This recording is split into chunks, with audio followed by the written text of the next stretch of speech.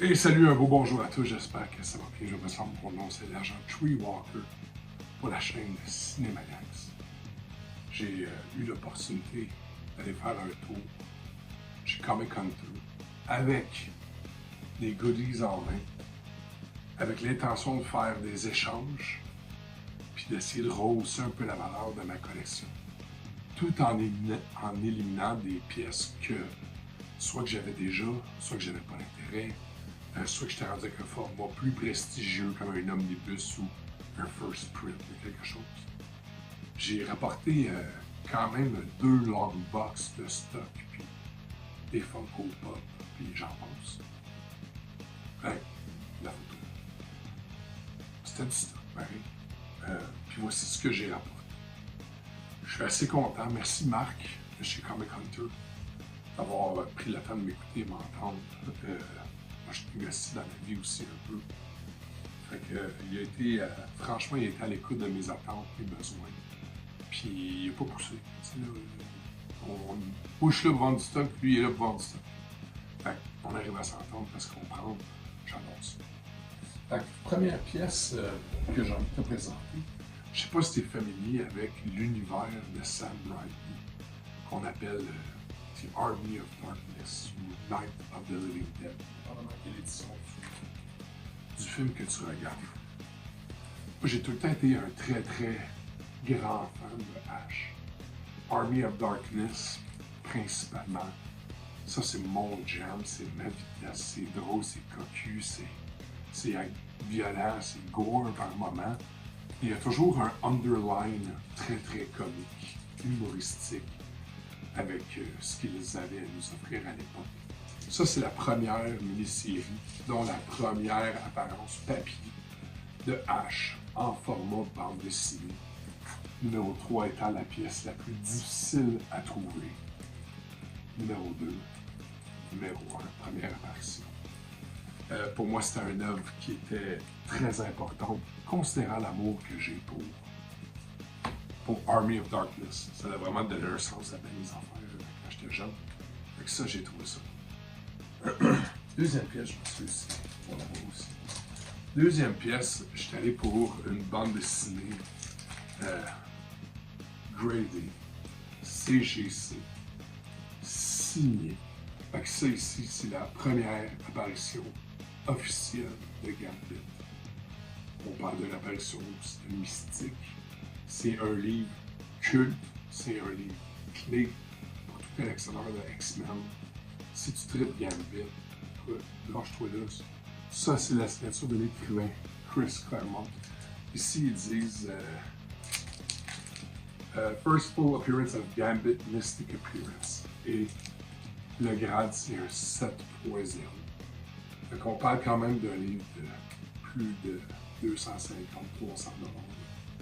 de valeur, avec la signature, avec tout le travail. Je sais pas payé ce prix-là. Mais ouais, très très cool. J'ai pogné le facsimile 2 fois dernièrement. C'est là que j'ai comme réalisé à quel point Gambit avait une source importante pour mon appréciation pour les X-Men. Combien de fois j'ai garoché des cartes? À la limite de ma gueule. Et de mon ami, ça vient de lui. Fait que ça, c'est un Grail. C'est peut-être pas un 9.8. C'est pas grave. C'est un Grail personnellement.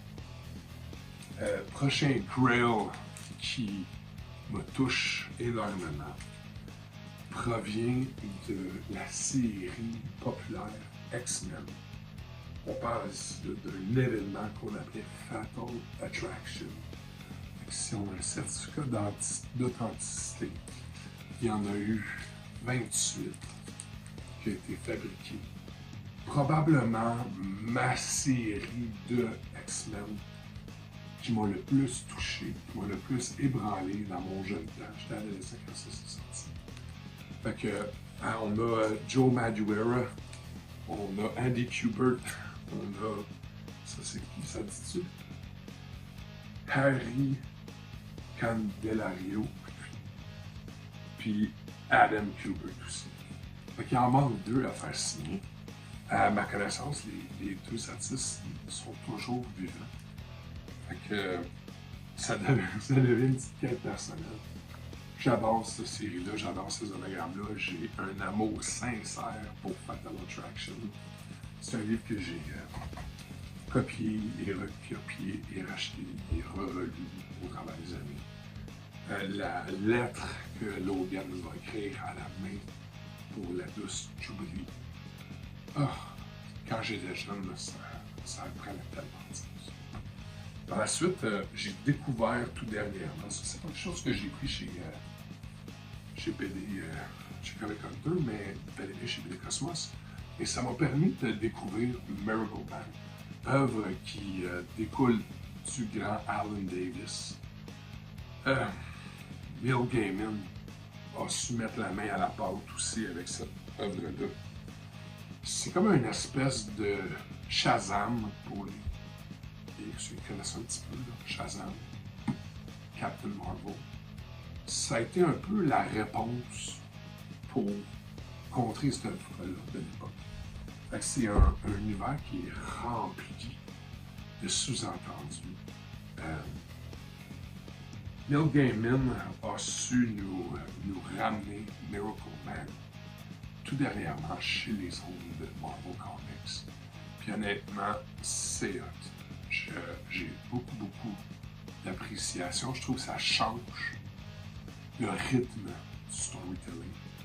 Neil Gaiman a tendance à écrire plus avec une main de poète, comme s'il écrivait du fairy tale.